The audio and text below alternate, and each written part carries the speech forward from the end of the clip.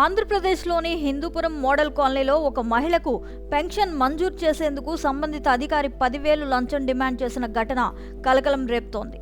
Pension అవసరంతో ఉన్న మహిళ లంచం డబ్బు సమకూర్చలేక చెవిదిద్దులు తాకట్టు పెట్టేందుకు బంగారం దుకాణానికి వెళ్లిన దృశ్యాలు ప్రస్తుతం సోషల్ మీడియాలో వైరల్గా మారాయి.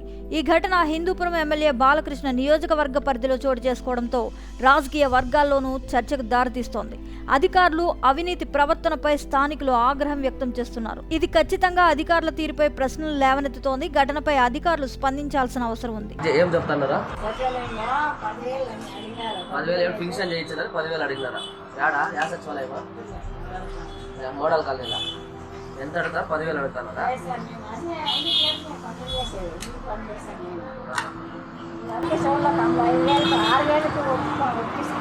ఇప్పుడు కమ్ములు కుదువు పెట్టి డబ్బులు ఇస్తాను వాళ్ళకి. అంటే లంచ్ ఇస్తారా చేయిస్తారా లేకుంటే లేదా?